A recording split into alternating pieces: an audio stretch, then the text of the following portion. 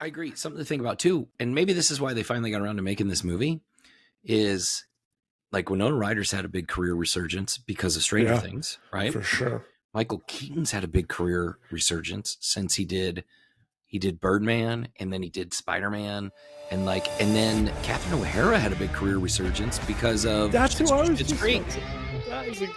was just about to point out. I think the one returning actor that got to lean way more into her character was Delia.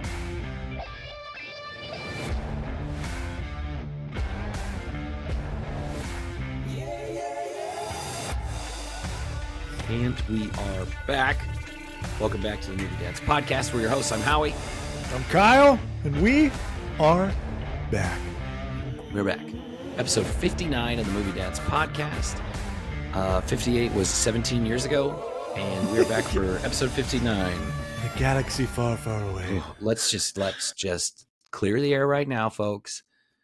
Kyle was in California. I went to Canada. I went to Minnesota.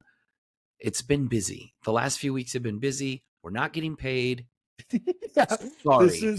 This is for, we get paid free fitty to make this fun podcast. So we just had, there's a lot going on, and we were like, all right, this is just, we'll see you when we see you. And we're back, which I think honestly, this is the start of season 2. I know we've already kind of started second year, but I'm going to say we took a little break.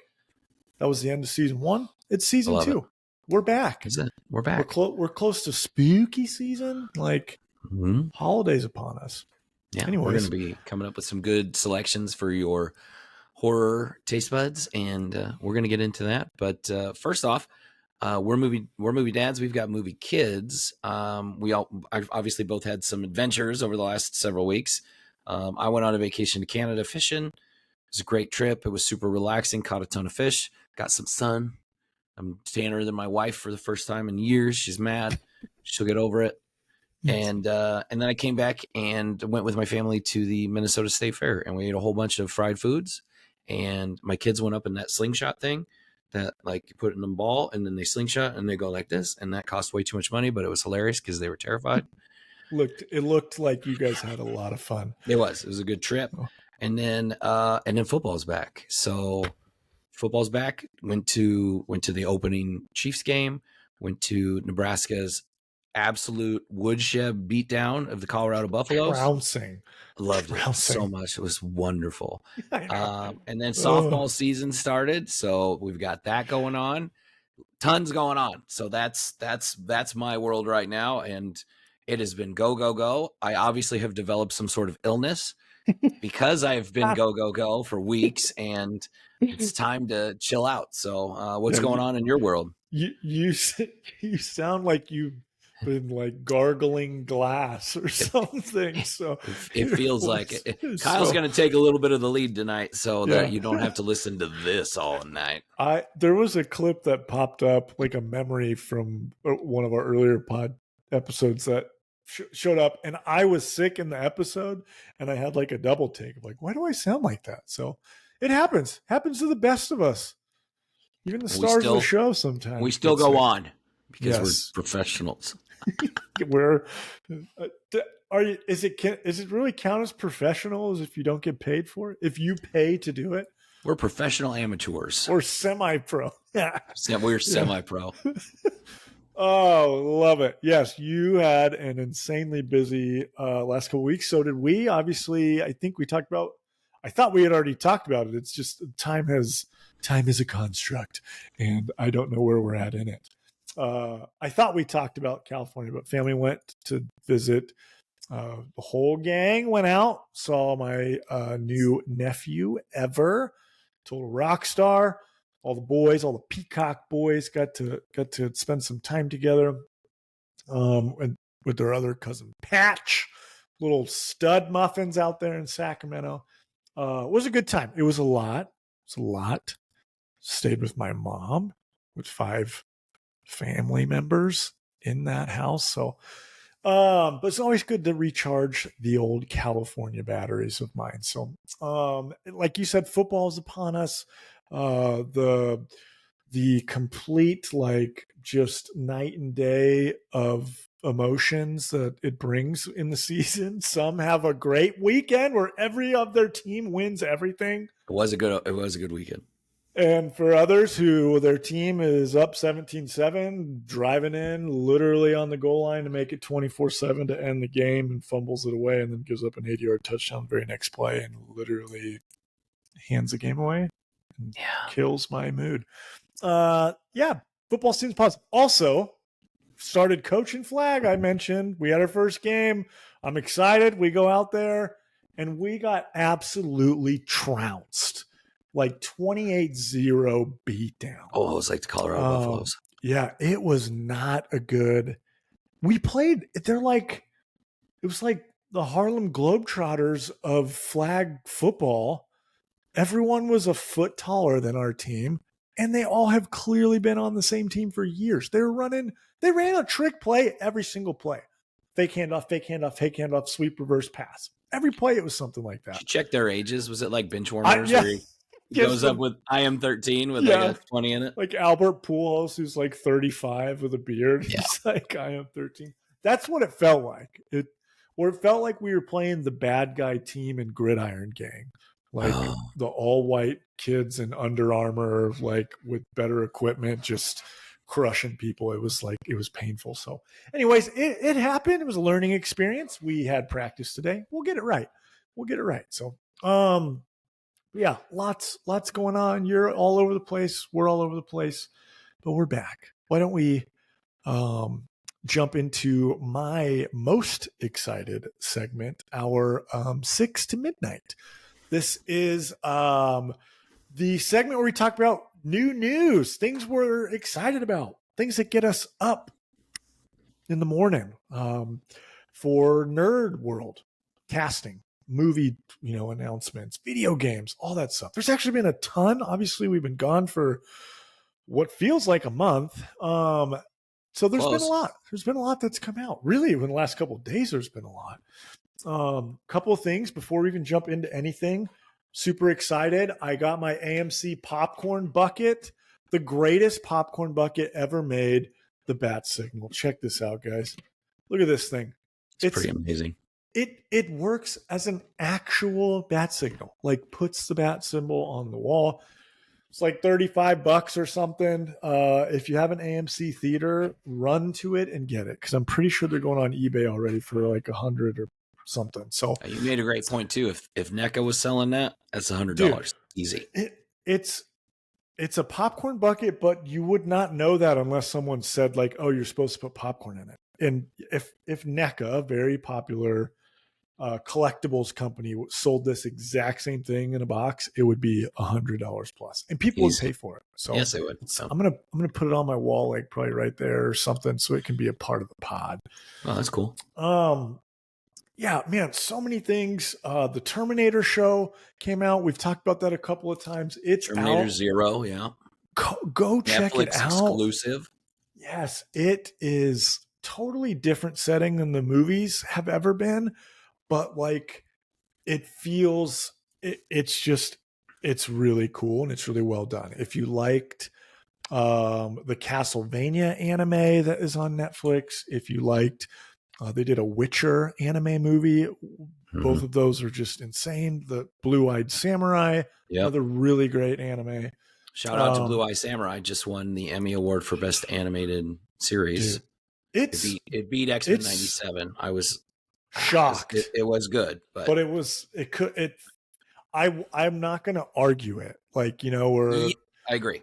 I was pulling for X-Men, but I wasn't mad Blue-Eyed Samurai won because it was pretty amazing. Yeah, it's kind of like that year whenever Forrest Gump won Best Picture, but some feel like get out of here. It's not even the same thing. Where it's like, no, I'm saying it's like it's not like that where you're like, oh my god, there clearly was a movie, something that should have been in it. It was like, well, Blue-Eyed Samurai was pretty goddamn good. It was pretty good. Also, that did we talk about on the last pod the announcement of the like Love, Death, and Robots type show that's coming out? Didn't. That happened after we recorded last. Keep talking. Okay, so I do want to say real quick, I did see a review for Terminator Zero. You watched the whole thing, that it's really good. I've watched only the first episode because I haven't had time. But I did see a review that said this is the best thing that happened to Terminator since Terminator 2, which from everything I've read, that's the way I understood it too. And it picks up basically, not to, this isn't giving away anything, but like the time frame of the show is like it starts like 24 or 48 hours before the Skynet bombs fall. And so it's Terminator 2, it feels like a sequel to Terminator 2, really. That all the other nonsense that's come out since then.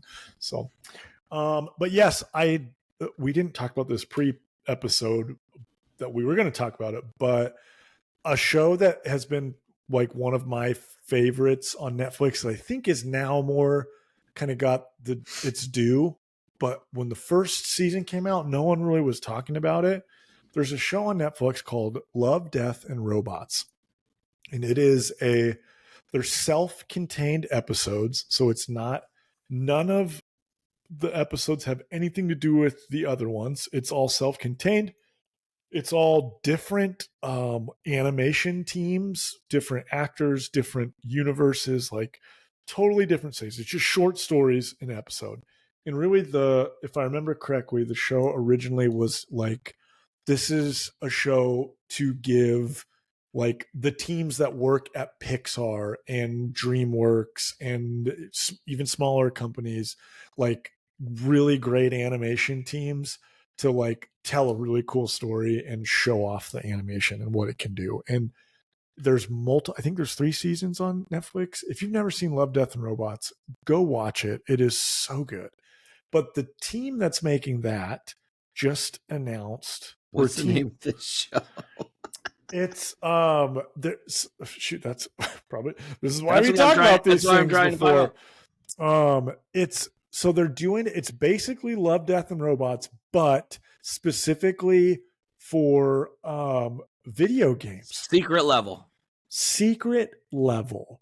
The trailer is out. It came out of nowhere. There was no like, this is a thing that's in the works. Just randomly, this trailer dropped of some of the greatest video games of all time.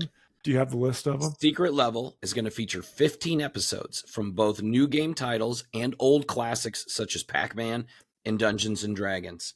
It will premiere December 10th on Amazon Prime in a collaboration between Amazon and MGM Studios, which is the animation studio behind Love, Death, and Robots, like you said. The 15 stories will include Armored Core, Concord, Crossfire, Dungeons and Dragons, Exodus, Honor of Kings, Mega Man, which actually I think is the one I'm most excited about because that's like my old school one. Mm-hmm. New World, Pac-Man, Sifu, Spelunky, Outer Worlds, Unreal Tournament, and Warhammer 40,000. I think we also saw clips that looked like there would be a God of War episode. Yep. And is there a Ghost of Tsushima episode? Did I see that too? I think so. It was just bombarding of like all these different games that yes. And none of the animation isn't the same for all of them. It's all different. Mm-hmm. And like there are some short animation, like short films on like YouTube and stuff on some, like Warhammer has a bunch of them that are just like chef's kiss. So it looks so cool. It feels kind of like DC Black Labels, like stories where it's like, hey, this isn't in continuity with anything. Right. This isn't like this Warhammer is not connected to this new video game that just came out. New Warhammer game came out, by the way. Playing it this weekend. It's self-contained, so you can do their own thing, and it looks really great. Go check out the trailer. Wow, we have talked about things that we didn't even say we were going to talk about today. Because it's been weeks and we needed to. So I did want to talk real quick. So there's been rumors going around this week that I'm going to rewind a bit. So when Spider-Man Across the Spider-Verse came out, it obviously leads directly into Beyond the Spider-Verse. We already know that. It's going to go right into the sequel. And it was supposed to come out this year, nobody's heard anything. It's like all quiet on the Western Front. No news. It was supposed to be like like only a couple of It months was, later. yeah, it was like done, It wasn't right? And even then they said it got delayed years. because of the writer's strike. Mhm. And then we haven't heard anything. So the rumor going around this week was Sony is so unhappy with the creative choices in this movie that they're scrapping the whole thing. And we're not going to see the sequel for like 3 more years. Now, It's I will say crazy. this. Earlier this evening, Chris Miller, one of the producers and creators behind these series of movies, said nothing's been scrapped. None of that's true. Oh, that's cool. I didn't know that. But he didn't give any information. That's all he said. He basically took to like X and said, no, this is all fake news. Nothing's been scrapped. But That's interesting. I didn't know that part. I did see that they were like Spider-Man's now pushed to 2027. And to me, I was just like, how crazy is that? The movie, we got the part 1, so it wasn't like, hey, this is movie 2 and movie 3. It was like part 1 and right. part 2. It's only separated by 6 months, maybe less. It was like one came out in fall and then one other one was coming out in spring. Clearly, And it never did. The previous movie, it had a good end point, but it was clearly a part 1 of a 2-part of one long story. Typically, when you have one long story that's made up of you 2 already movies, know the story's already written. Yeah. So that's crazy. I assume that the second part of your Spider-Man conversation will be about what I think it is. And I just assumed the news that came out today had more to do with that. It doesn't like fit in the blocks of what you're about to talk about right now. In other Spider-Man news, live action Spider-Man, Tom Holland's 4th Spider-Man movie, which as of right now is the working title, is Spider-Man 4, which will return. Tom Holland will be back as Spider-Man in the MCU. You're not excited. Don't even lie. Listen, we've talked about this. I know where you're going to go with this. So let me finish first. Okay. So the news is that right now Marvel is in talks with Destin Daniel Cretton to direct Spider-Man 4. Now, he was at one point penciled in to direct one of the new Avengers movies, and that fell through. He previously directed Shang-Chi, which, if you saw, was actually a pretty good.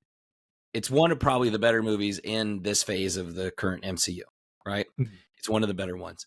Now, a lot of fans were pretty happy with this news because he did such a good job in the first half of that movie, or first 3/4 of that movie, with very much hand-to-hand, street-level kind of combat.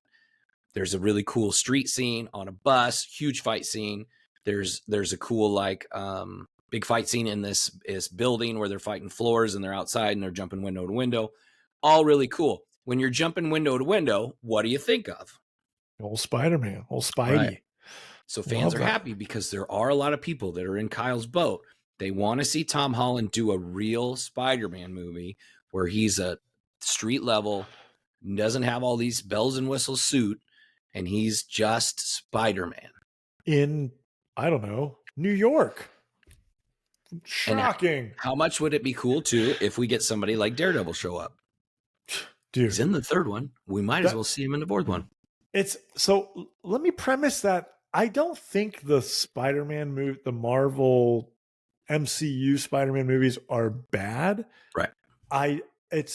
We've talked about this. I feel like they started from like the end and worked their way back as opposed to him working into the Avengers stuff. Correct. You are absolutely right. That's just how it played with where the story was at, the MCU, and MCU was finally able to add Spider-Man, but by then the MCU story was already like, oh, we're almost already at Infinity War. Yeah, like you're getting introduced in Civil War was his first Civil movie. War. Yeah, like, oh, by the way, you're gonna fight all these people. Yeah, so I've said this before. I did not list Tom Holland very high on my Spider-Man list, but it was because he has not done, other than the last 30 seconds of the last movie, he has not, which was, is that Homecoming? What was the last one called? No Way Home. No Way Home. Okay, so No Way Home, he gets his bright blue and red, normal, non-Tony Stark made suit, and he's in downtown New York swinging. He jumps out of his crappy apartment. That's what I want. So when you sent me that today, like that was the first thing I texted you. Was like, good. Hopefully, we get our first real Spider-Man movie from him because I will love that. So I I think think he we will will. be great. I think he will jump high on my list of Spider-Man if he does. So, nice. Love that. Spidey. I'm a big Spider-Man nerd. Right. I know it always seems like I'm a DC loyalist, which I am, but like that I don't like Marvel at all. Spider-Man's my second favorite superhero. So, Yeah. my son's named after him. So, Yeah. um, It's my hard. second son. You So, don't have to have like brand loyalty. Like I grew up with both. I got yeah, Batman. for I got sure, for Batman sure, shit on Superman shit all over my walls. I was more into X-Men and Spider-Man, for 100%. sure. But I will sit here and I will tell you that the greatest like stories are like the death of Superman. I loved so much. I loved Long Halloween. Like those are amazing stories. It's not that I don't like one over the other. Yeah, I yeah, mean, when it yeah. comes to movies, I mean, there's really no competition. But I, truly, for me, mhm, I don't like. I think the Marvel Universe MCU has created this like giant spider web of you have to have all these characters and all these mhm, intertwining things to have these to lead up to this phase of mhm, this giant movie at the end. If they literally just came out with a Batman movie and a Spider-Man movie every other year yep. as the only superhero movies, I would be happy as a clam. So, I am pretty um, happy, and I know we've had this talk before, but I am so happy that we got Nolan's Batman movies in a time when there really weren't a lot of good Marvel movies. Like yeah. X-Men was kind of already starting to go downhill by then, you know? Mm-hmm. And like we didn't have Iron Man yet, really. I mean, it's just we just got lucky because Yeah, we really did. we're living in the golden age. We are. Well, I think we've slowly moved. We're getting old. We're making fun of the youths, but the new Marvel movies haven't been great. No, Anyways, we're they way haven't. off track here. It's fine. That's what we Before do. we jump into anything else, Mhm, and we should have started off earlier with this, but just wanted to mhm, give an old.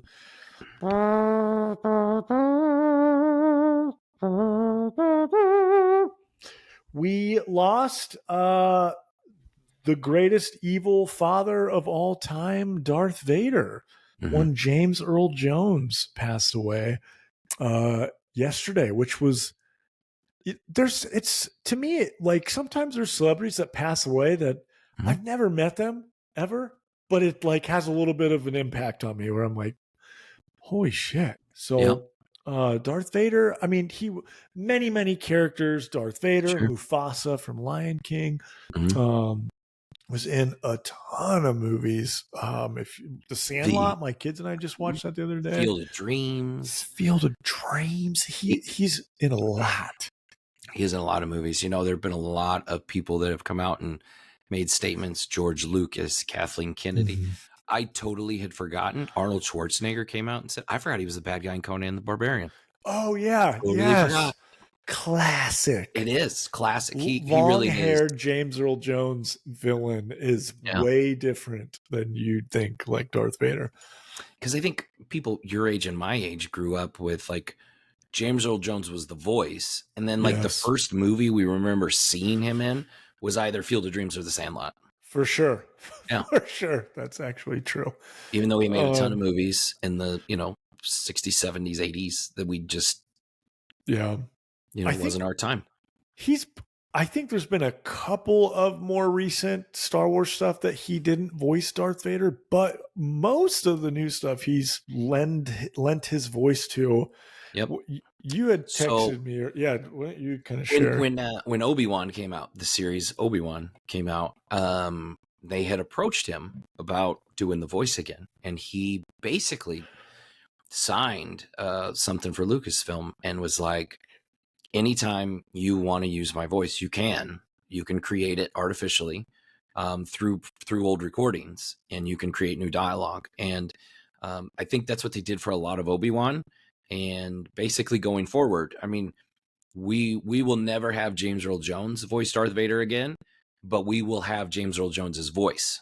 as That's Darth Vader that's again. a really good way of saying that, Mhm. which I think is super cool. Like, to me as a fan, I feel like that's a really cool gift to give It the is. people. And So, you know how they say there are certain people that play certain roles and nobody else can ever touch it again, right? Like yes, we've never talked touch about it, that. Yep. right? So think about like when they did the live action Lion King remake, right? That I think Jon Favreau did it. Mm-hmm. When they did that, There's a and they sequel had coming out, actually. they're making, Prequel. well, it's a prequel, but they had all these people like I don't even remember who was all the characters. You know, it It was was a like huge, like, star-studded yeah, Seth cast. Rogen was like Pumbaa and all these people, but you know who was Mufasa? It was James Earl Jones, because Mm-hmm. you don't replace that. You can't. Like Yeah. Yep. nobody gives a shit if Matthew Broderick's Simba again, but James Earl Jones is Mufasa, and it's like it's Darth Vader. Nobody can ever do that again, Yeah. ever. And even though he's not the guy in the suit, listen, you don't have to. So anybody can be the guy in the suit. They really could. Yeah. It doesn't Yeah. matter. And I love that Hayden Christensen's the guy in the suit now. I love Yes. he's I doing. love that I too. love that so much. It's But James Earl great. Jones is the voice and will always be the voice. And the For fact sure. that they can do that now with technology is amazing. It's really cool. And I Mhm. think we're in a time right now where the technology is there to put actors in movies, or characters that were played by actors in movies where the actors have passed on. And I feel we just talked about this with Alien Romulus, because there was an Yep. character in that movie that's the Yep. same. And like, some people are like way against it, like they've passed on. Don't put them in a movie. This is Feels kind of dirty, tarnish doesn't their it? legacy. It does. Yeah, It feels kind of dirty unless they're okay with it. unless they're like, do it. And in this case, he's just the voice, but he's the voice. So like, He's the voice. Yeah. I love it. I mean, it's heartbreaking and crushing that he's passed away, but I love that I know that wasn't necessarily recent that he made that kind of deal, but it feels like his kind of gift to us. Like Kevin Conroy as Mhm. Batman, that would have been super cool for all of us. But neither here nor there. Anyways, James Earl Jones, you're the man. You are the father. Okay, last two things real quick. Goonies 2. Did you see the news? And I know you didn't, because when I brought it up before the pod, you were like, what? And I just I kept didn't believe saying it. Goonies. No way. You were like, what are you talking about? I'm like, Goonies, the movie from the 80s. You're like, I know what Goonies is, but why are you bringing it up? Because it wasn't announced today, but it got leaked because it's almost finalized. There's a lot of heavy rumors right now. Yes, and it's not necessarily like just the crappy tabloids that'll say and run with anything. Like the Right. New York Post is posting about it. Like a lot of kind of big time places, essentially everywhere online, is that Goonies 2, after 40 years, is getting a sequel. Right. And from what they have posted, it's with the original cast when they're older. Most of them, the ones that are obviously. alive. Yeah, the ones that can. Which I think is really cool, because I think there's one way you could go with it, where it's, hey, we're going to take an old property that's super popular, and we're going to reboot it with new, famous, cool, up and coming child actors. Or we could do something totally different, where we bring back all the people that you really loved from it and basically revisit them as old and as they're older. I don't know. The So premise sounded cool. If they do it that way, though, then it's a movie for my generation, right? It's a movie for us that grew up and were kids when that movie came out. If they do it as a legacy sequel, like Beetlejuice, right? And then it's like children of this character or whatever. Yeah, that would work too. So I am curious to see, because then you can introduce it to new people as well.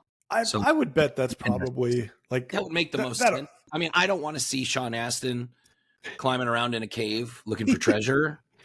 I'm okay with it, but I mean, like, he's gonna hurt his hip. Bad. Oh, So, I when I saw that news, I was like, just for whatever reason, that's a movie that it's sacred, but not in a way that you're like, don't touch that. It's right. like, hell yeah, like fuck Mhm. yeah, bring it on. So, Goonies 2, that's potentially coming out. Also, Lanterns, DC's, WB's Lanterns, a Green Lantern movie show. I can't So remember. It's a show. it's going to be on Max. Um, that's there was heavy rumors that Josh Brolin was going to be Hal Jordan, and then it was announced that he was like the main actor that they were going after for it.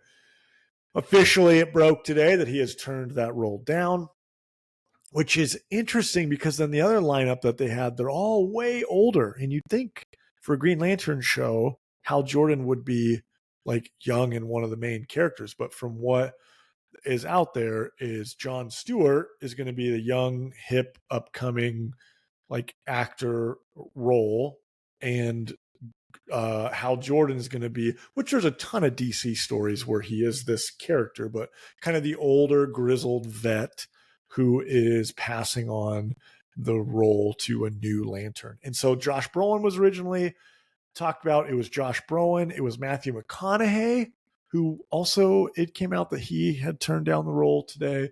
And then the other two on this short list was Chris Pine and Ewan McGregor, which Yeah. Ewan McGregor, that was like, that's I an would like interesting that. choice, but I wouldn't be mad about it. I think Chris Pine, probably the actor and his personality, is the most Hal Jordan out of I agree with that. all of them on the list. Yeah. I So agree with that. I think he would probably fit that role even better than Josh Brolin would have. I think Chris I Pine's agree. if he'll agree to do it, I think he fits the role the best. Honestly, just when you think about it, it's almost like that character was like made for him, right? Like He's a good choice. He really is. yes, like I could see that being like, he is Hal Jordan, Green Lantern. And Just I like, kind of think about like, man, I kind of wish he would have been Hal Jordan in the movie Green Lantern. I dude, like Ryan Reynolds, but like, Ryan Reynolds was born to play one character, and we know what that is. yes, I was just gonna say, so Ryan Reynolds was born to play Deadpool, Hugh Jackman born to play Wolverine, Robert Downey born for Iron Man. 100%. When I think of like Hal Jordan and his character, I think that's Chris Pine. Like, Yeah. so Yeah. I hope that lands. I like that a lot. I like that a lot. I hope that lands. I think that would be great. But that kind of was news that came out today, and I think the Josh Brolin would have been. I don't think that would have been good casting, even though I freaking love Josh Brolin, and I think Josh Brolin could play anything. I think Chris Pine's probably more suited for it. I agree. And then other last news from my end was the Happy Gilmore 2 movie has already started filming. Crazy. Yeah. Bad Bunny's a big part of it. Netflix exclusive. Yeah, Bad Bunny's in it, apparently. I would assume he's going to be the villain. Oh, yeah. If you Oh, will. what if he's just like a swaggy jerk golfer? Bad Bunny? That'll be Bryce DeChambeau. it will remind me of who the Ricky Bobby movie. Oh, that's exactly, you were right. That's who I thought of too. It was Sacha Baron Cohen. Yes. What is the French race car driver? Yes. I just immediately think like, oh, Bad Bunny could probably play like a Puerto Rican, like up and coming, I'm better than you, get out of my way, old man vibe. I'm here for that. But so Christopher McDonald is returning as Shooter McGavin, and Julie Bowen is returning as well. So that's take us to our happy place. Take you to a happy place. Oh, I love it. Well, we just had 400 years of 6 to Midnight. That was a lot. And there's still more to talk about, but we'll save them for a different episode just so we're not on for another day. Like Howie said, I'm going to take the lead on our next segment.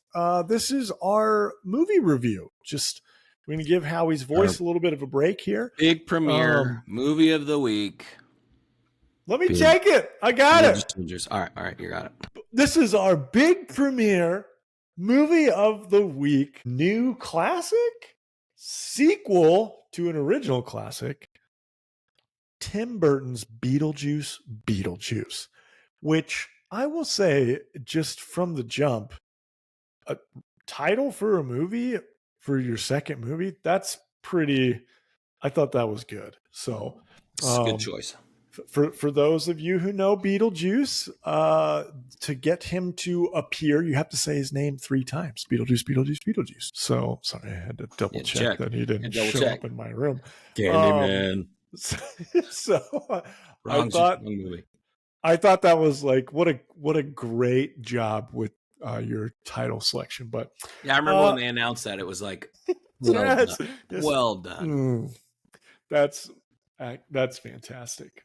So before we jump in, so what we'll do is a non-spoiler review. So we'll talk about just a little bit what we thought about it, what we think, you should you see it. And then we'll jump into our spoilers where we can really jump into the nitty-gritty. I saw the movie last night, super late, went by myself. I was the only one in the theater. And I enjoyed it. When did you go see it? Did you see it with anybody? I saw it Friday. I took my kids because they were big fans of the first one. Reagan was watching the first one when she was like I'm not 6 watching years with old. my kids. Reagan loved it when she was like 6. She had already gone into that, like she liked Nightmare Before Christmas and she liked Coraline, Paranorman, and all those. And I was like, what would be a good kind of like scary, funny movie to show her? And I was like, oh, Beetlejuice would be good. And she loved it. Like it was part of her personality when she was younger. She had it was the first Funko she ever had, was a Beetlejuice Funko. She would play with it in the bathtub. Cool. I didn't know she was a big Beetlejuice nerd. Oh, she's had a Beetlejuice poster in her room since she was like 8 or 9 years old. Like of just Keaton as Beetlejuice? Yeah, just like the cover of the original movie where he's like sitting on the house and it's got Gina Davis and Alec Baldwin on either side of him. All-time classic title card or movie poster. I think so. As a kid, that movie, it scared the shit out of me. I don't know what it was about Beetlejuice, but it was scary to me. So maybe I watched it when I was too young. It was so off the wall.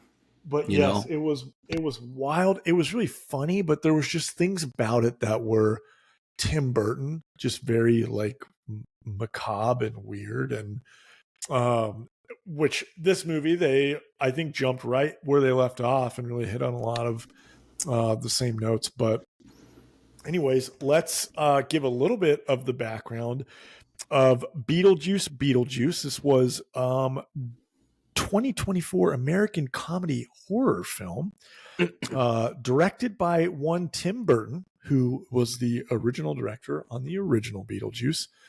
The writers was Alfred Go, Miles Millar, Seth Graham-Smith. Sorry, your chicken scratch is a little hard to read. Cast, which I thought honestly was really well done. Mm-hmm. We've got Michael Keaton as the one Beetlejuice, Winona Ryder returning as Lydia, Catherine O'Hara as Delia, mm-hmm. Jenna Ortega as Astrid, Justin Theroux. Wow, I really should have looked at this or went over it before we went. As Rory, Monica Bellucci as Dolores, and Willem Dafoe as Wolf Jackson. Now, the cast I thought was cool that they were able to bring back basically the main, obviously Beetlejuice, Michael Keaton, main character. They brought back Home Alone mom, mm-hmm. and they brought back Winona Ryder, who is basically the main love interest girl of the movie. I thought that was great that they got them back. Yeah. Obviously, there's very specific reasons on why the husband of Home Alone mom, pedo, can't be in the movie. So which I don't think a lot of people know about that. If you don't know, the bad guy from Ferris Bueller's Day Off and the husband / kind of bad guy in Beetlejuice 1, he's got some stories. Go Google it. I'm not going to talk about it any more than that. But I did think it was interesting that He was sort of in the movie, but not as an actor. Yeah, we'll get into that. Yeah. Yeah. So, Yeah. but I did think Jenna Ortega as Astrid, which is Lydia, Winona Ryder, it's her daughter. I think what a perfect casting for that character from the first one. What I thought was funny too was like out of Lydia and Delia and Astrid is the most normal of the three of them, which I thought was funny. That actually kind of caught me off guard. I was thinking that too. Of like, how are you the normal one? You're Wednesday Addams. You're supposed to be. Yeah. Why are you the straight? Yeah. Yeah. So that was super interesting. But budget was actually, to me, this sounds like not a really large budget, but $100 million budget for a movie in today's day and age with those names, especially Keaton. Yeah. That's pretty crazy. It made 111 million domestic debut, so it made its money back and some in the first weekend. Yeah, it was the second biggest September opening ever after It. Fascinating. Wow, look, these like old 80s, 90s movies they're bringing back that are just crushing it at this time of year. Honestly, it's kind of shocking that it was only $100 million budget. Just looking at that, it's like, wow, they made that back in one weekend. So if you're a movie studio, you have got to love these kind of movies. And obviously they've gone heavy on the advertising. Like there's Fanta drinks with Beetlejuice. There's like candy bars with Beetlejuice on them. So I did get the Beetlejuice commemorative cup. I did do that. Nicely done. So even with that, even if advertising was another $100 million, it's $200 million budget with all that, the movie will be profitable within a few weeks. And I mean, and it opened at the beginning of September. You would think it's going to ride through the Halloween train, right? Because it's a good movie to do that. So it's got a good 6 to 8 weeks of making money. I thought that when we first talked about we were going to see it, I was kind of like surprised, like, wait, why is that not later during Halloween? But like, this is the kickoff to spooky season. Spooky. You got to give it time too. It's like when Christmas movies generally come out; they usually come out in November, so they have time to at least be in theaters for 6 weeks or so, getting people in the Christmas spirit. That's actually a great point too, especially one being a Christmas movie sucker. I love that there's some strategy behind it. So interesting about this movie. Should I save this for our like fun facts? Yeah. Let's save this for a little bit. Okay. So, I saw the movie in theaters. I really enjoyed it. It was a good movie. I liked seeing it in theaters. Michael Keaton being back was great. Doesn't feel like I like Michael Keaton as Beetlejuice, and I obviously love him as Batman, but like, I don't feel like this character for me was like, holy shit, we're getting Michael Keaton back as Batman was, like, still good to have him back. This movie did what it needed to do for me to think it was interesting. I did also leave with the movie was like, that didn't really need to be made. Like, I didn't need that, but I enjoyed it. So, right. I agree on a lot of those points. However, I think if you're going to make a sequel to Beetlejuice, if you don't have Michael Keaton, don't bother making it, because for sure he is Beetlejuice. And it's a character that, like, I think when I was a kid, I don't think I knew it was Michael Keaton. When I was, Michael Keaton to me, like when I was growing up, Michael Keaton was Mr. Mom, and then he was Batman. And and then somebody said, oh, he's so good in Beetlejuice. And I was like, as a kid, I'm like, what? Yeah, dude, like, there's no way that's the same person. So that was Michael Keaton for me. I agree with you that this is probably a sequel that didn't need to be made, but I'm glad they did, because they did do a good job, and I was happy with the way the movie turned out. It's not where they like need to restart the franchise and make like 4 more of these, but I was happy with the story they told, and I thought it was a lot of fun, and I think people should go see it in the theater, especially if you're fans of the first one. For sure. Is the first one better? Yes. Is this worthwhile sequel? Yes. I agree with all of that. I 100% agree there. That is, it stayed on par with like the same vibes as the first movie. It was very Tim Burton. I feel like this gave him a little bit more opportunity to kind of give us more of like the underworld side that we didn't get in the We didn't first get a movie. whole lot of that. We got just a little bit. Yeah, which I think was cool. I agree. I thought this one was funnier. Yes. So like I said, I used to think the first movie was scary. Like it was trying to be more creepy and scary. Yep. This movie was trying to be more funny. Mm-hmm. And I agree. it succeeded. Agreed. I think for, like you had said, was it a sequel that needed to be made? No. But was it really good for a studio only having to drop $100 million and making their money back in 2 days, 3 days? Yeah, why not? And I bet I could tell Michael Keaton had a lot of fun doing the movie. I think Winona Ryder was like, she embraced that, getting back into that role. I think some actors, like, they want to get away from a role that was really popular to them, but it felt like everyone got to get back in character and really enjoy it. I think I agree. Something to think about too, and maybe this is why they finally got around to making this movie, is like Winona Ryder's had a big career resurgence because of Stranger Things, right? For sure. Michael Keaton's had a big career resurgence since he did Birdman, and then he did Spiderman, and then Catherine O'Hara had a big career resurgence because of That's who I was Schitt's just Creek. about to say. That's who I was just about to point out. I think the one returning actor that got to lean way more into her character was Delia from Home Alone, mom from Home Alone / Schitt's Creek, which is a great show if you haven't watched it. Amazing. So funny.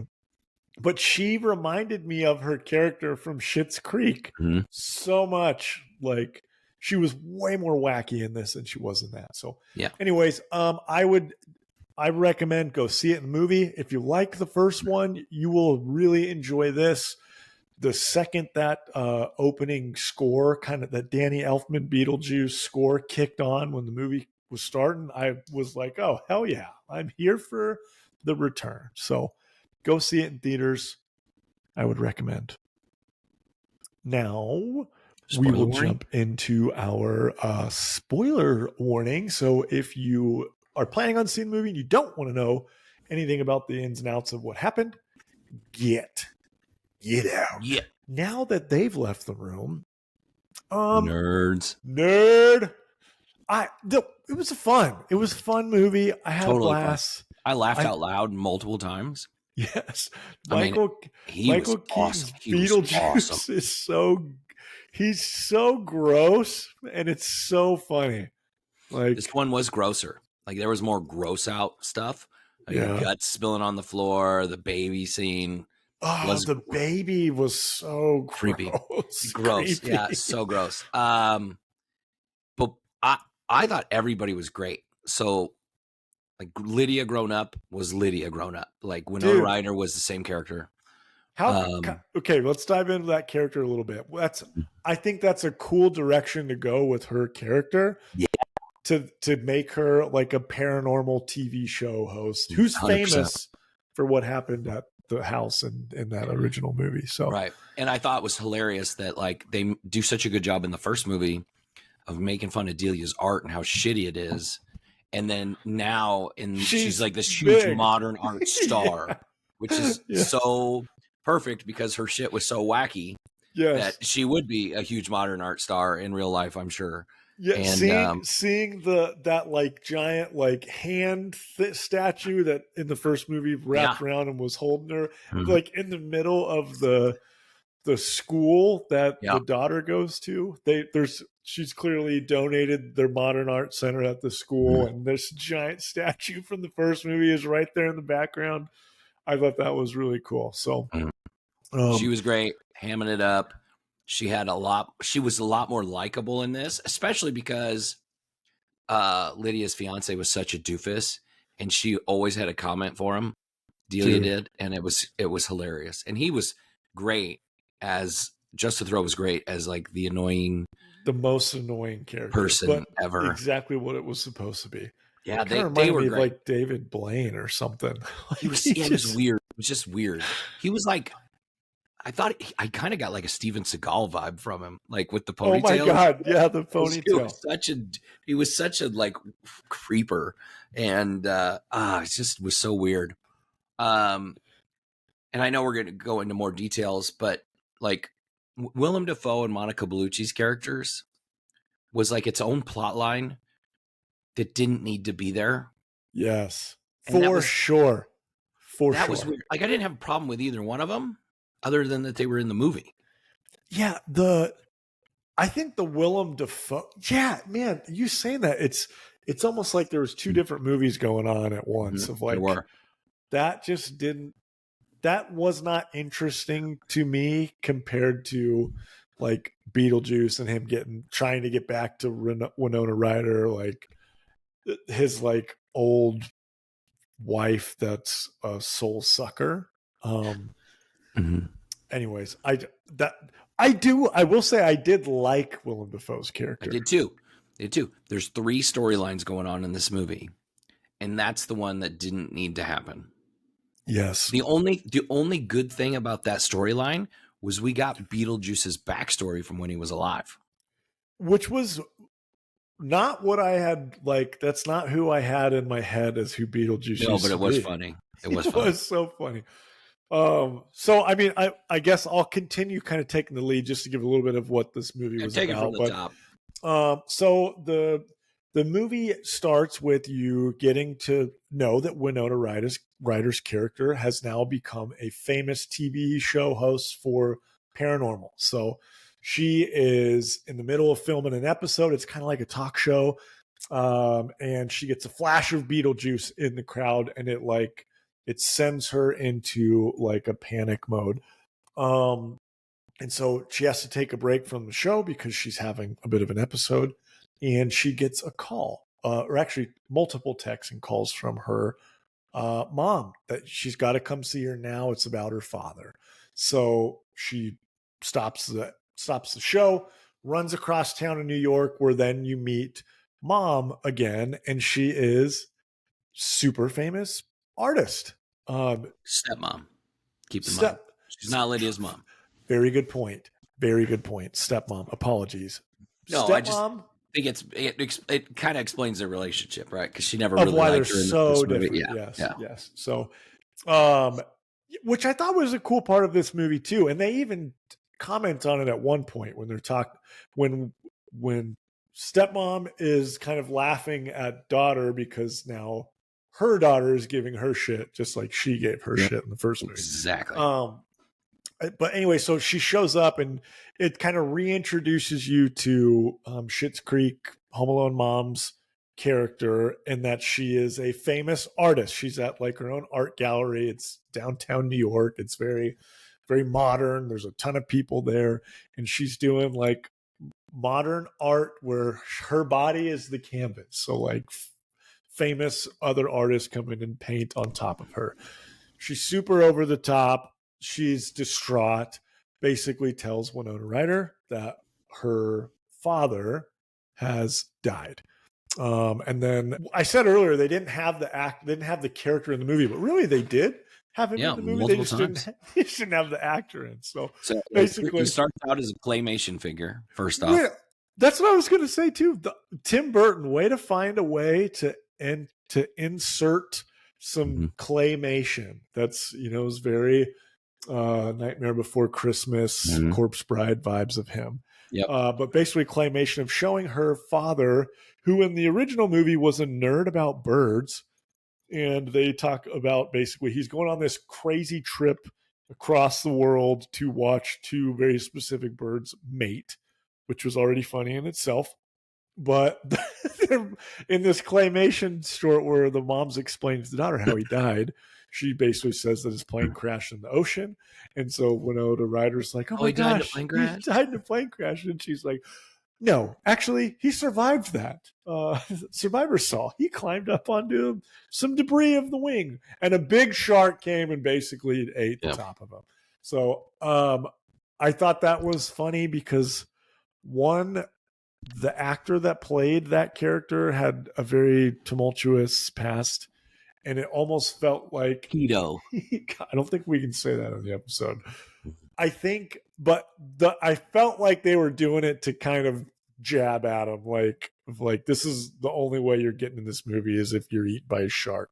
So, but the dad dying basically prompts that for his funeral, they're going to go back to their house from the original movie, which they still own. They just don't live there because they've gone and done bigger, better things. But they still own the house in a little town.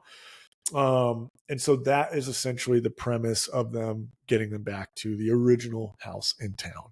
So they go, mom and daughter, they go and pick up Winona Ryder's daughter, or Miss Ortega. Astrid, who is at what's that, like a boarding school or like a private? It's like a private high school, but like where they have dorms and they stay there. Maybe that's more common on the East Coast, but where I grew up, like that just wasn't a thing for high schools. But anyways, she clearly from the jump, she doesn't like her mom. Multiple times it shows as they're introducing Astrid, it shows that like she gets calls and texts from her mom and she like constantly is red buttoning her, like, I'm not answering that. So like, there's something weird about them. Obviously she also doesn't live in the same town. She goes to boarding school. So something's up. They go to pick her up. She does not want to go. She's not interested in this trip back to their hometown, but has to go because her granddad died and she wants to be there for the funeral. So off to, I can't remember the name of the town, but off to this tiny little town, which I think is in like Massachusetts or something like that. It's very New England-ish for sure. So the mom, she is just such a quirky character. She's constantly talking about like, she's the type that's like, the stars say we should do this, and the moon at this time of year tells me that we should put our crystals in the moonlight or something like that. But they have like it's like a funeral veil, like how, a woman would wear a veil, like a black veil on a funeral. The whole house is covered in this veil.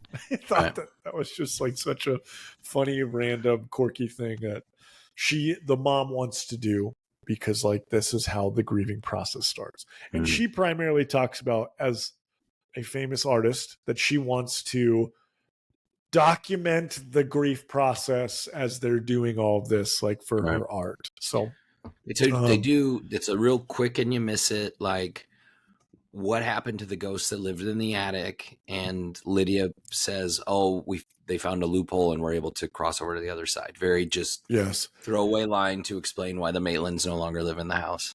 Which there was a couple of times whenever they were brought up in the movie, I was like, "Oh shit, yeah!" Like they were a pretty big part of the first movie. They were the plot line in the first movie. They were the main characters, really. Yes, and for them to not be like brought back or involved like that, I don't say it was like a miss, but yeah, that could have been cool. Part of the story. And I had read something that said like Gina Davis and Alec Baldwin, like it didn't matter if they could de-age him or not. Like, what are they going to do? Because it doesn't drive the story that they're trying to tell. Yeah, and they're ghosts, so like, would they have aged? They don't age. No, so yeah, so they would have to use like computer de-aging, and would it be convincing enough? Because they both look very different than they did in 1989. Yes. And Alec Baldwin, is it Alec Baldwin that's going like has ever since? He's a little busy right now. So prop malfunction has changed his life. So yeah.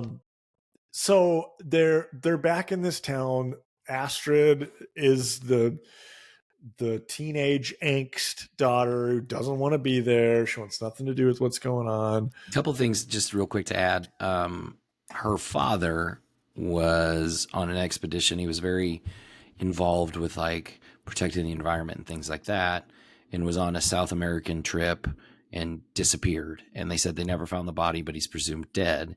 And so she has a little bit of animosity towards her mom for that, because she was like her dad, not like her mom. And because if her mom really does see ghosts, how come she's never seen her dad before? So there's a little bit of Yes. Why isn't that? And she hates her mom's fiance, Rory, who's Yeah, a the tool Steven bag. Seagal ponytail, David Blaine type. He's like her like studio TV show manager, but also it's very clear that he's trying to be with her, not necessarily because he loves her, but because she's famous and that's going to make him famous. So, um, I didn't. It wasn't in the plot to where it felt like he was trying to like take her down or anything. Like he was just really weird and quirky and goofy. So, We did propose to get married on Halloween at Dad's funeral. yes. So they have the funeral at well. So no. So they have the funeral like 2 days before Halloween, and this David Blaine, Winona Ryder's boyfriend, proposes, takes that as from what he says as a sign from their grandfather to propose. And they are going to get married at midnight on Halloween night, like 2 days later. And so that pisses off Astrid, the daughter. She already doesn't want to be there. She's already is not interested in anything that's going on. And then what you had mentioned at that point is when you start to find out what caused kind of this riff, and it's because her father had passed away very kind of in a strange, mysterious fashion. Her mom is world famous for talking to ghosts, and her father's died and she's never seen or heard about them talking, so she doesn't buy what her mom's selling. Anyways, so That's our main storyline, yeah, so but our other two storylines are about to start. yes, so then we pan back down into into basically the underworld, death. Like I don't really know. Purgatory, like It's I would say more like purgatory. It's like like the before you cross afterlife, over. Yeah, but it's before you cross over. yeah. I'll have So to read my handbook for the recently deceased. yes, so you get brought back to it. Like immediately goes to the waiting room. That was at the end of the original Beetlejuice movie to give you just kind of it jumps you back into that weird Beetlejuice vibe. Um, we get a janitor like guy who's like cleaning the floors from the back. It for me, it was almost I had a moment. It was like, oh my god, is that Danny DeVito? You know who it And was immediately. yeah, like the second that you see behind him because you don't see his face. And then he talks, and you're like, "Oh, it is definitely Danny DeVito." Yes. So the second he starts talking, it's Danny DeVito. He's completely blue. He's got buggy yellow eyes and He's like he's drinking gross. freaking drain cleaner, Yes. turning them blue. So but he is kind of our introduction to the main villain of the movie, even though I feel like is she? Yeah, She's she the didn't really main feel villain of that part of the story. Yes. So he There basically are three villains in this movie. correct. Her, Correct.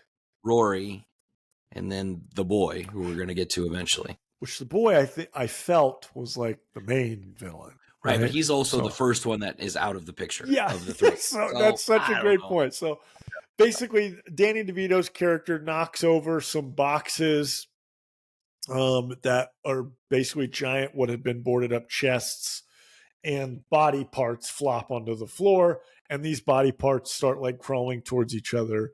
They find a staple gun and they just start stapling themselves together. And it essentially makes what I felt was like Frankenstein's wife, but very much a villainous female character. And femme fatale named Dolores. yes, Dolores, the soul sucker. So Dolores then goes up to Danny DeVito's character, and this is when you find out she's a bad guy. She picks him up like it's nothing and sucks his soul, and it turns him into his whole body basically into an empty toothpaste container. Just sucks up his whole body into just skin, and we find out okay, she is a bad guy. From that, we jump over to our man in stripes, one Beetlejuice, who I thought I remember his head getting shrunk at the end of the first movie. So I thought that was normal, or it's strange that he was back to normal. Got better. anyways, Beetlejuice is now running some call center in the underworld, just living Which miserable is life hilarious as to me. yeah, it's like middle management. All of his employees are the shrunken heads, shrunken head dudes in big giant suits, which kind of gave me Super Mario vibes. Yeah, they look like Goombas. Like the Goombas from the live action Super Mario. But anyways, he has a picture of Winona Ryder's character from the first movie. So then you get kind of a vibe of like, and he even mentions like his whole, it's been 30 years and all he wants to do is get back to the love of his life. So, Right. you know that, okay, he's still obsessed with her. He wants something to do with her. But So, ever since the beginning, she sees ghosts and she sees him in mhm. different places. He's like popping up around corners and stuff. And it's him. It's real. And she doesn't realize what's happening, but she knows something's coming. Yes. So, which it's like she keeps seeing Beetlejuice pop up everywhere, and then they just happen to have something happen that brings them back to the town. She had to have known that she was going to see Beetlejuice again. Like it was inevitable. So, so there we go. So we've got Beetlejuice is back. We've got this crazy evil villain, and then we've got the funeral / new wedding that's happening in the real world. So Rory proposes. Lydia doesn't. She's very reluctant and finally just feels bad and says yes. Right. Astrid storms off on a bicycle through the town, wrecks into a tree, and meets a new character. A boy, her age, to which they really hit it off. There was some. I got a good actor to actor like chemistry with these two. Jenna Ortega, and the name of him escapes me. Kind of reminded me of like one of the guys from Stranger Things. Jeremy Fraser. Is that right? That might be right. Anyways, so she crashes into this tree that has a tree house at the top. A random young, attractive dude pokes his head out. Is like, oh my God, what happened? And then they hit it off. Basically, he's reading like a book, and it's a paranormal book, and she like points it out and is like, whoa, I would never expect anyone in this town to be reading that. And then he like quotes the writer, the artist or something. Oh, he was reading War and Peace. Oh, okay. So sorry, I was thinking of the book that they get when they all die. So he has that in his room. He has that in his room. Yeah. So she is like, he quotes from War and Peace. She is like, I can't believe anybody would know that in this town. Like, you actually might be cultured, was kind of the vibe you get. So she then now has an interest in the town. She doesn't want to leave. Now he basically says like, hey, sounds like you're pretty miserable. You should come back tomorrow and hang out. Like, and it's very on Halloween. Yeah, it's very teenage, like, oh yeah, I like you, you like me, we should hang out vibes. So, anyways, she has now met this boy who, at the time, I didn't think anything was fishy at that moment. I guessed it immediately. Okay, see, I didn't leaned over to Reagan and they said he's dead. He's a ghost. So the very next day, Astrid goes over to hang out with him on Halloween night. And when she goes into the house, he like brings her in and points out his dad in the TV room, and you don't see his face, you see him watching TV, and then you see his mom like feverishly cooking in the kitchen. That was the moment where I was like, oh, they're totally dead. I didn't at first think he was, but I was like, oh my God, I think his mom and his dad are ghosts. So anyways, they go up to the room, they talk, they're hitting it off, and then they have their first kiss. And as they're kissing, she opens her eyes and they are floating above the floor, which you find out he is dead.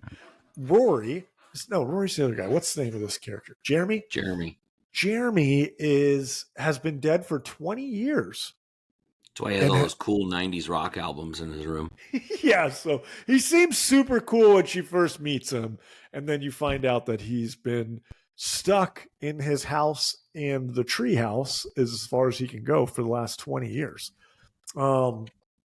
eventually, if you talk a little bit about kind of Winona Ryder getting back into Beetlejuice, Yeah, so and where that connection there's a comes little from. bit in between there where like Astrid finds the model in the attic and brings Beetlejuice out, says his name 3 times, and he comes out and he takes Winona Ryder, takes Lydia and Rory, and does like a counseling session because obviously he wants Lydia back, and there's some gross out stuff.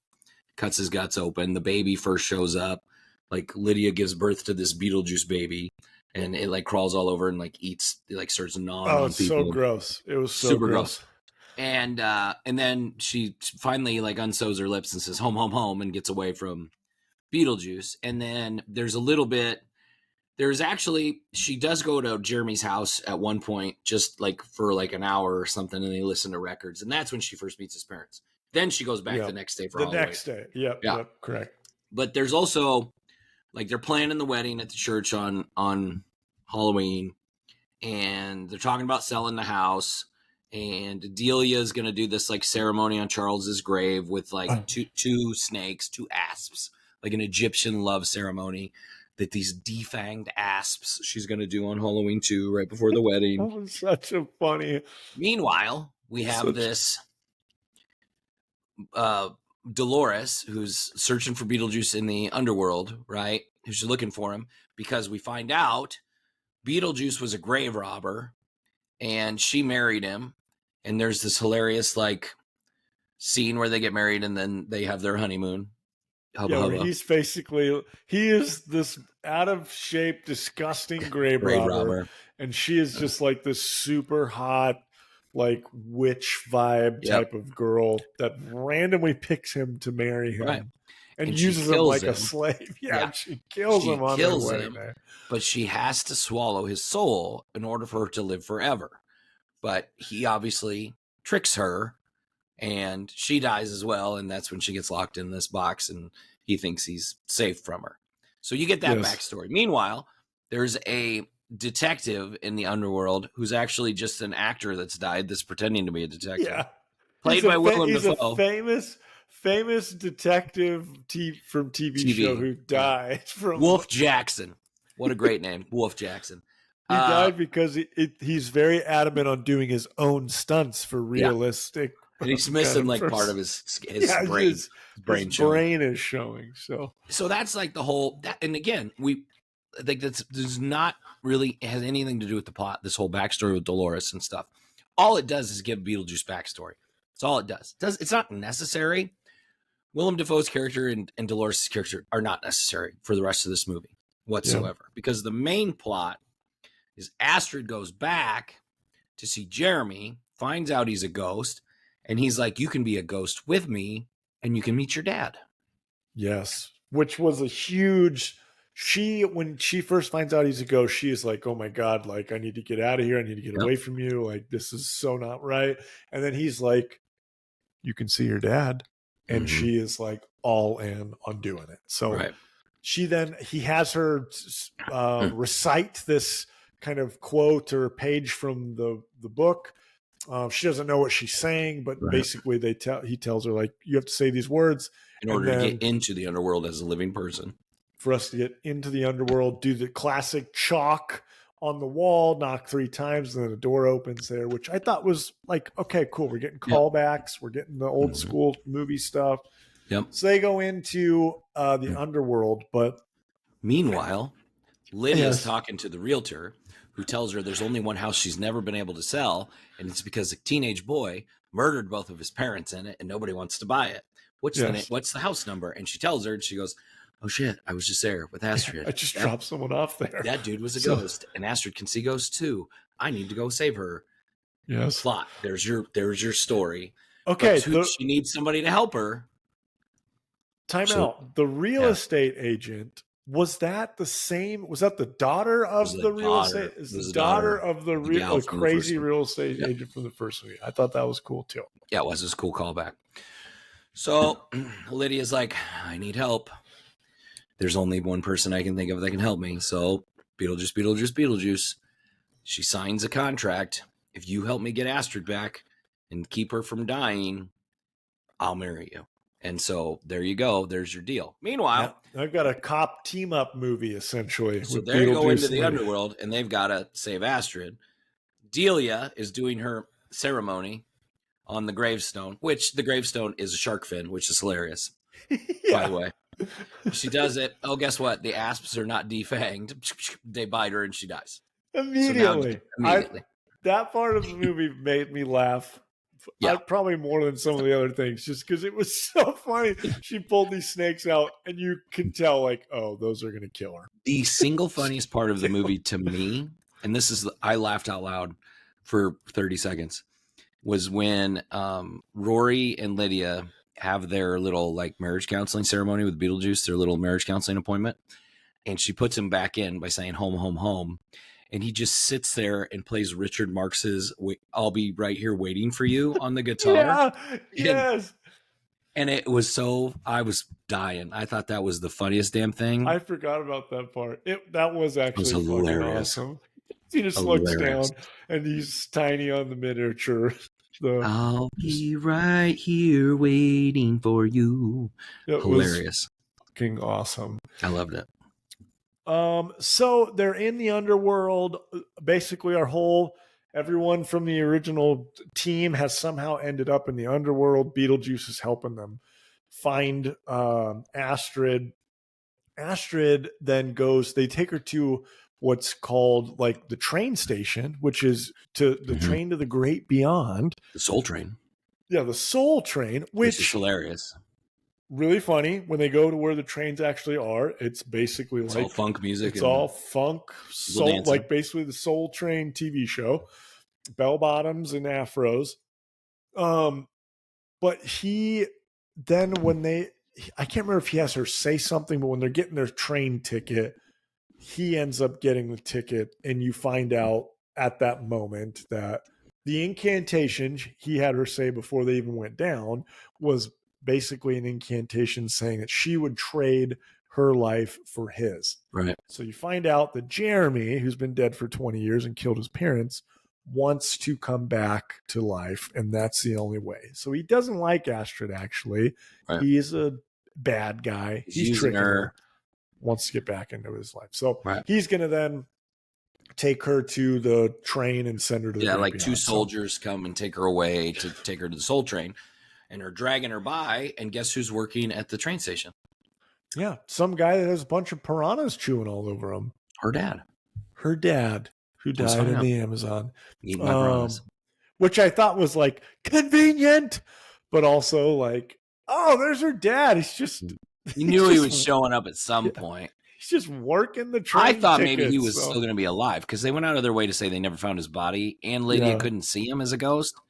So I thought maybe he was going to show up as a living person, like he'd been missing for, decades or something. But yeah, they didn't really give any reason why she hadn't seen him or talked with him. No, because he even said, I've checked in on you two from time to time, and she'd never seen him. Yes. Plot hole.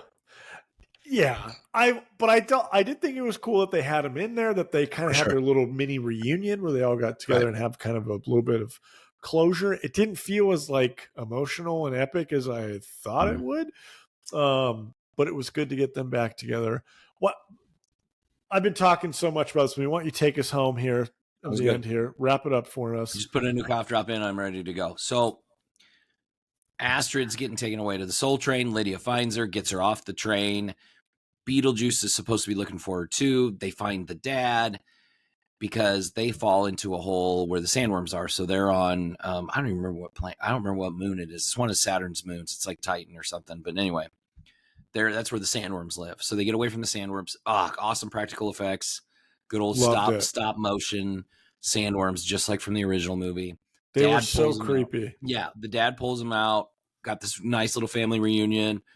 Everybody's okay. He's like, Astrid, you got, your mom's doing the best she can, yada, yada, yada. I've checked in on both of you. You both care very much for each other. Family reconcile.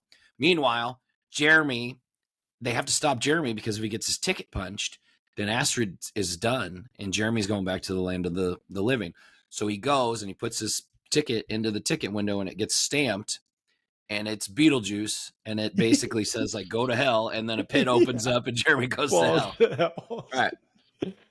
So there he's done. Hell yeah, Beetlejuice. That's right. So Beetlejuice saves the day. He stops Jeremy, and they all get to go back. So they all go back just in time for the wedding, which doesn't happen because Lydia has second thoughts, and she signed a contract. She's got to marry Beetlejuice, and Rory gets hit with some like truth serum, and it finds out that he was at this like victim support group, which was bullshit. He was there just to meet her and swindle her and steal her money, which is exactly what he's trying to do. Yeah, it's bullshit. Son of a bitch. So you get this like big song and dance number with Beetlejuice and Lydia as they're about to get married, right? It's kind of just like the ending of the first one. There's just going to be this big wedding. Very much. Turns out their contract is null and void, right? And that's Delia shows up too. She finds Charles's like half-eaten corpse in the underworld. They reunite. The dad from the original movie was in the movie, but he was just half of a body with He's just half a body. Shark he pops up from time to time, gurgling blood because that was gross. That the like kind of blood gurgle thing was nasty. Yeah. So that's it. That's the whole movie right there. There's a little teaser. It's not a post-credit scene because it happens before the credits, but basically like it shows Jenna meets somebody because her and her mom are traveling the world, and she meets some boy at Dracula's castle, and they get married, and they're gonna have a baby, and then it turns out it's the Beetlejuice baby, and Lydia was just dreaming, and she wakes up and she's freaked out, and then Beetlejuice sits up next to her, and he's like, "I just had the weirdest dream," and then she wakes up again, and that's the end of the movie, right? So yeah, the way they ended, I was kind of like, "Wait, what? We're getting a new love interest now? She's getting married? Oh my god, she's having a baby now? She had a Beetlejuice baby? Like, what is going on?" All a dream. What a wild ending. That's how it ends. Listen, there's a lot of things this movie didn't need. Like Monica Bellucci gets eaten by a sandworm. So does Rory. Like that happens during the wedding. It didn't need to happen. They didn't even need to be there. Right? Yep. Willem Dafoe shows up at the wedding too. Like I don't need to even explain any of that because it doesn't drive any part of the plot. It's like didn't need to happen. So random. It was like they just needed more time to fill, so they created this third subplot just because. Didn't need to happen. It's not as good as the first one. It's very entertaining. It's very nostalgic. It's gross. It's creepy. It's hilarious. I very much enjoyed it, and we'll watch it again. It's an 8. It's a solid 8. It's a good movie. I enjoyed it. I liked it. I thought it was good. I like that. Weird. You and I typically don't have where you're the higher rater. I had this as 7. I thought it was a good movie. I might watch it again when it comes out in streaming. It's Halloween time. My kids, I kind of want to watch it because it's felt, even though it was kind of grosser in some things, it was funnier and more kid friendly. Maybe I agree. Grosser, but yeah, probably less scary. Solid 7 movie and hit all of the nostalgia, like fan service that it needed. So I will say this: the movie itself. Like the story and the writing wasn't great. The practical effects were great. A Tim Burton movie's atmosphere is almost always great.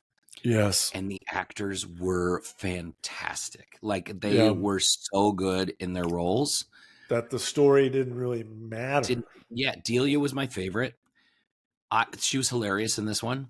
Beetlejuice was great. Like he never missed a beat. You can't tell Michael Keaton's like 70 years old. Yeah. It's amazing. Winona Ryder picked up where she left off as Lydia. She was more interesting in this movie than the first one. I agree. Do you remember the Beetlejuice cartoon? Yes, I do. This felt like that. Yes, very much so. That's a good point. Like Lydia and Beetlejuice teaming up. And that's what this felt like. So that's a great callback, actually. As a kid that watched that cartoon, like, because I was the right age for it, because it was like 1990, that was what I liked the most, was because I think this was such a callback to the cartoon. Yes. With the way it worked. The team up of them was very much like the cartoon. So it's a good call. Yeah. And Beetlejuice wasn't a bad guy in this as much as he was in the first one. Yeah. Yeah. But it was, I liked it. And I was really excited that it turned out as good as it did, because I was really worried. It did a better job of bringing Michael Keaton back than another movie did recently. Ooh, we're going to talk about that here in a minute. You don't even know yet. So, okay. So go see it. Highly recommended. See it in theaters. If you're a Halloween person, if you're a Beetlejuice fan, you're going to love it. Go see it. But that brings us to My favorite segment. There can be only 5. That's all I got. Only 5. So we're doing a Beetlejuice sequel. We got to talk about Tim Burton, right? Like we got to do top 5 Tim Burton movies. And boy, has Tim Burton got some absolute freaking winners. Yeah. We were just talking about this before we recorded. Like, he's got like 20 movies under his belt that he's directed. And he's got some movies that I think a lot of people don't like, but he doesn't have any real just absolute duds. Like, I think we both agreed, like, Planet of the Apes is probably his worst movie. And yet it was still very ambitious and there was a lot going on. You know what I mean? And like, you can say what you want about the Alice in Wonderland movies. So a lot of people don't like those. I wasn't a huge fan, but they looked really cool. And we got some cool characters in it. So he definitely. Every one of his movies, it's a Tim Burton movie. Yes. Well, for the most part. And you kind of said it too. It's like almost every movie he's made is well known, whether people like it was critically acclaimed or not. Well, they've all made a pretty decent amount of money, I'm pretty sure. So I mean, he makes some. Johnny Depp's in 95% of them. Yeah, and now like, you know, Michael Keaton's in like 25% of them. So yeah, so those are his two main. He's made a whole career out of 2 actors. All right, top 5 Tim Burton movies. I have one honorable mention because it was his first movie, and it was a classic when I was growing up. Pee-wee's Big Adventure. Oh my God! I love Pee-wee's Big Adventure. Tell him Large Marge sent you. I mean, there were so many. The tequila. He's dancing on the bar. That's what I was going to say. It's classic. I love Pee-wee's Big Adventure. Anyway, that's my honorable mention. And number 5, I have Sleepy Hollow. I thoroughly enjoy Tim Burton's Sleepy Hollow. They took the classic Washington Irving story about the Headless Horseman, made Johnny Depp Ichabod Crane. It was more of like a London detective character. Yeah. Yep. And the atmosphere in that movie is fantastic. It's so creepy and dark. And if you haven't seen it a long time, like when you see the famous people that play like the old dudes in the town, like it's like Uncle Vernon from Harry Potter. It's like Alfred from the first few Batman movies. It's Palpatine, like, are all these like diplomats in the town. And it's crazy that all these people are in this. It's an awesome movie. It's great. And then you get like the surprise when the Headless Horseman finally takes like human form, and it's fucking Christopher Walken with like shark teeth, which creepy ass Christopher Walken. Amazing. It's that great. Movie is legit. It's cool. It's cool. Scary. Movie. It was an awesome take on it. I don't remember what year it came out, but like I remember 90s, it being maybe like 2000, like a really big deal, and like it scared the shit out of me. So it's a cool movie. And number 4, probably the biggest surprise on this list is I had Big Fish. I love that movie. I had, like, when that came out, like, it was this story about like this dad that told his son all these like tall tales, and then the son like finds out that they really weren't tall tales. They were just his dad's way of telling a story. And it's kind of this father-son movie about, you know, relationships and believing in your dad. And it's a really good movie. I really liked it. I thought it was a lot better than a lot of people thought it was. And it was one of my favorite Tim Burton movies. Okay, Big Fish. All right. Yeah, I love Big list Fish. Is different. I'm sure it is. I love Big Fish. All right. So top 3. I'm going to go chalk here. So at number 3, I have Beetlejuice. I have Beetlejuice at number 3, the original Beetlejuice. It's an all-time classic. It's such a unique movie. Like, it's its own genre, pretty much.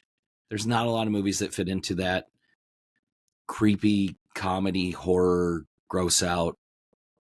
I don't even know what you call it. Like, you say comedy horror, but it's like its own thing. Yeah. Beetlejuice is a classic. And then my top 2, 1A and 1B are Batman and Batman Returns. I mean, I feel like those are the only right answers. Yeah. I mean, I wouldn't have a problem if anybody had like Sweeney Todd on this list or Ed Wood on this list. Like, those are like very highly acclaimed movies that just like if I'm going to see a Tim Burton movie, those aren't my favorites. Yeah. Great But way they're of great saying movies. And like Batman and Batman Returns, like again, I don't know if we have the superhero movies we have today if it's not for those two movies. that. For sure. That original Batman, we've talked about it before when we talked about Batman movies. Like it's one of the most important movies ever made. Yeah. Important for what it did for the genre. Yep. You know, just like Superman was back in the 70s. Like Batman doesn't exist if Superman's not successful. Yeah. And if Batman's not successful, then we don't get X-Men or Spider-Man, 10 years later. Yeah. It's just or Batman the animated series that we got. That absolutely. There's so many things from those movies. Anyway, our list is so different. I love your list. I don't know when or if we have talked, but I knew that you like Big Fish. I think we've talked about that at some point.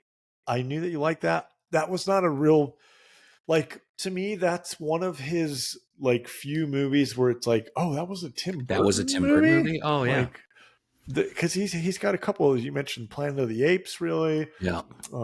Big Fish. There's a couple other ones. But I was surprised you didn't have some of his creepy claymation movies or anything like that. Well, I went with just movies he directed. Oh yeah, good point. So, and I wasn't a big Corpse Bride fan. It's okay, but he was the Frankenweenie too, right? Wasn't Frankenweenie his? I liked Frankenweenie. I did too. I like Frankenweenie. Mm-hmm. My list is different. I was gonna have an honorable mention, but then I thought, I'm just gonna tie it at number 5. So I did move my list around a little bit, but number 5, I have a tie between one of my favorite horror comedy movies ever is Dark Shadows, which when we talked about that on a different list for a separate thing, you've not seen that? I don't think I've right? ever seen Dark Shadows. I don't think I've ever seen it. That's a movie that I would just recommend in Halloween time. It's a good random weeknight movie to throw on with the kids. Maybe we will add it to our list for spooky season. Spooky. Dark Shadows tied with another movie that I think is like, oh, that's a Tim Burton movie? Mars Attacks. I freaking loved Mars Attacks. I know you do. Kid. We've talked about it. I can't stand that movie. I think it's awful. I know most people hate it because the alien voices are annoying. Every character, every character in the movie is annoying. But as a kid, that movie was like super adult but super hilarious. It's funny too because you don't know who's going to die in that movie. Like there's a ton of everybody dies, and it's very surprising some of the people that die when they die. It was like Independence Day if it was like funny and like way over the top. So Mars Attacks, Dark Shadows. I put those as a tie because I feel like I would watch them equally. Though I've probably seen Dark Shadows more, maybe. But here we go. Number 4, curveball for everybody. My number 4 in my top 5 Tim Burton movies, Beetlejuice original at number 4. I do love the movie. But it's not on one of my all-time classic movies, and I'm like, oh, I gotta watch Beetlejuice. I couldn't tell you. It's been probably 10 years since I've seen the original Beetlejuice. Maybe. Obviously, remember it through and through because it's a movie we watched a lot as a kid. But number 4, original Beetlejuice. My number 3, I've got Sweeney Todd. Mm-hmm. I loved Sweeney Todd. Mm-hmm. I don't know what it was about it. It had all of the normal characters. Tim Burton's wife, Bonham Carter, right? Yeah. What's her? She's Helena Bonham Carter. Helena Bonham Carter. I don't think they're married anymore. I think they got divorced. Yeah, they're not. Yeah, correct. They're divorced, but they still like do movies together. They're still cool. The way you said Dark Shadows and Mars Attacks are like two sides of the same coin. I feel like Sweeney Todd and Sleepy Hollow are two sides of the same coin too. Yes. Yeah. I agree with that, and I liked Sleepy Hollow a lot. It's not on my list, but I do love it. It was. I would throw that. Mine. It was a toss up between those two for the number 5 spot. It really was. Well, I think I've actually seen Sleepy Hollow more often and recently than both Dark Shadows and Mars Attacks. So it could have very well been on this list. And you and I we both like musicals very much. And so Yes. Sweeney Todd It's was so very well cool. done. It's Very well so done. cool. Johnny Depp just crushes the Oh, role. Alan I know, Rickman is so vile. dude, everyone in that movie is Mhm. just, it's wild. Obviously, there's like, it's a Broadway show. I've never seen the Broadway show, and I'm sure Mhm. it's great, but I feel like I wouldn't be able to see it the same without Johnny Depp being that character. Like, to Sure. me, he is Sweeney Todd. So, I did not have Edward Scissorhand on my list, I by the didn't way. either. I didn't either. And I think most people would say like most of the that's lists I looked at had it in the number top one. 3. Yeah, I Yeah. saw it at number 2 on a lot. Ed Wood was number 1 on a lot. Edward Scissorhands was like, it was too weird and too creepy for me as It's a like kid. Beetlejuice. Like it's like its own genre of movie. Like Yes. I don't know what it is. It's like It's the fantasy. It's a Napoleon fantasy. Dynamite of Yeah, like it's like a horror comedy. fantasy horror movie. Like I don't know what it is exactly because it's Yeah. so off the wall. But very like, in terms of, oh, that's a Tim Burton movie, that is like number one or tied for one of like just the Tim Burton vibes. Yes, So if you're gonna pick a movie that like encapsulates Tim Burton's vibe the most, probably Edward that's it. Scissorhands. Yeah, Yes. Or like, there's a lot in other of his movies that all kind of stemmed from that, if that makes yeah. sense. But my number 2 and my number 1, like you said, this is the correct way to list it. My favorite of the two, I have at number 2, Batman Returns. Mm. Tim Burton's number 2 greatest movie ever. And then number 1, Batman 89. Mm. I have them listed, even though my favorite is, I have listed number 2, number 1 for exactly what you said. The importance of the movie Batman 89 to just the general nerdy comic book superhero movie genre. Mm. The cartoons that made our childhood, Batman the Animated Series, Spiderman the Animated Series, it all wouldn't have happened without that original movie. I think his like take on Gotham City was so Tim Burton, but it was such a weird and random choice for a director, but it was perfect to bring this creepy gothic noir character to life. It's one That of makes those. sense. It's too, and I think again, I feel like we've had this conversation before, but like when he made Batman, like it felt like you were watching a comic book. Yeah. And then when he did Batman Returns, it felt like you were watching Batman in a Tim Burton movie because Yes. Great way to say it. It's so much more Tim Burton. The second one is like they gave him free reign, right? And obviously got him into studio trouble with the merchandising and all that because it is a lot darker than even the first one was, but was because it was a Tim Burton movie. And I think that's why over time, maybe Returns is viewed as the better of the two movies. But again, like you said, it's your favorite one, but you have Batman at number 1. It's the same reason I put them at 1A and 1B. Like they have different levels of importance. And yes, Returns probably is the better of the two movies, but Batman's just, it's Batman. I don't know. Yeah. It's a freaking all-time classic. Batman 89 number 1, Batman Returns number 2.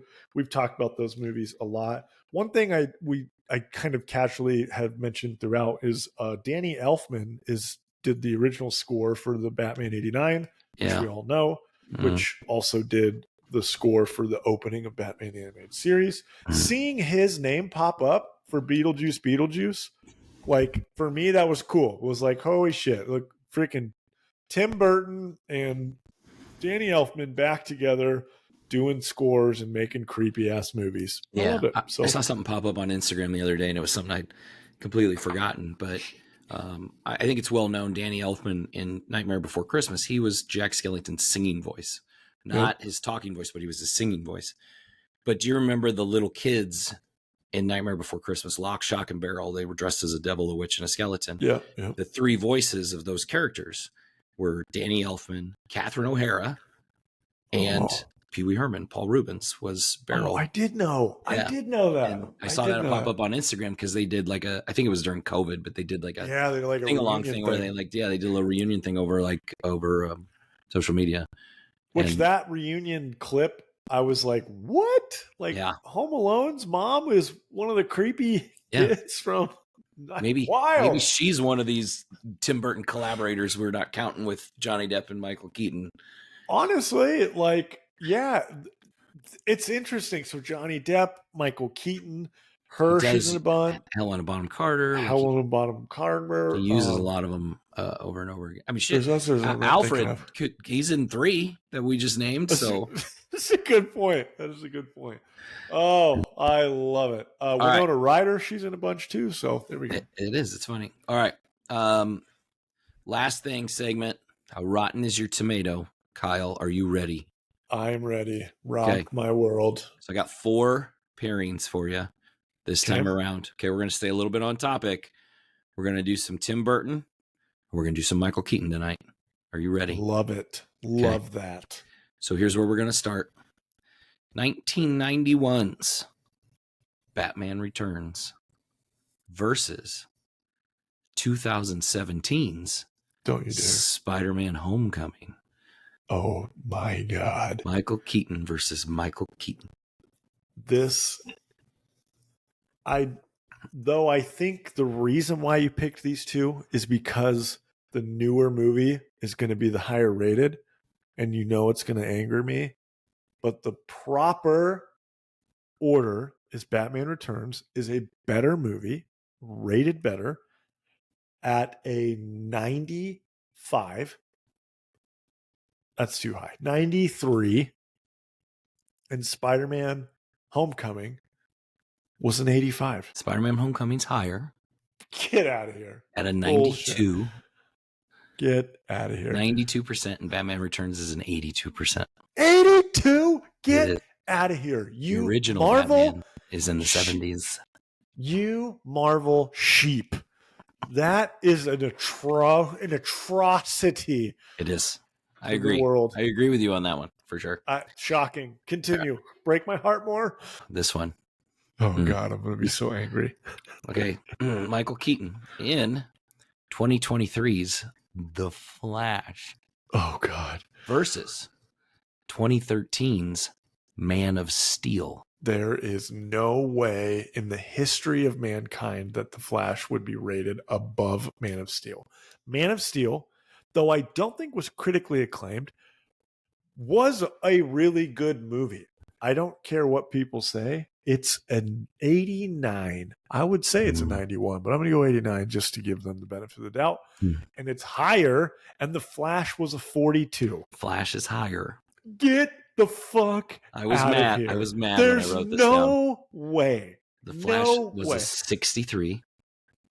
Okay, well, that's still bad. And Man of Steel was a 56. 56? I knew. I remember it being in the 50s. Yep. Henry Cavill had his shirt off in it. That's a 75 alone. Maybe. Get out of here. The Flash was better. The only way. No, it wasn't.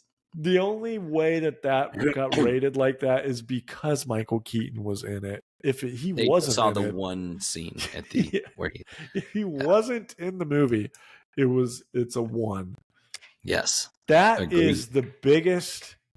Like, that makes me feel like Rotten Tomatoes, even though they're just an aggregate, it's still like you're bullshit. Not. Yeah, you're bullshit.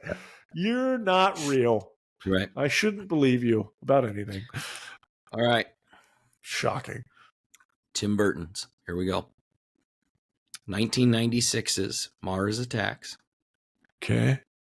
Versus 2010's Alice in Wonderland.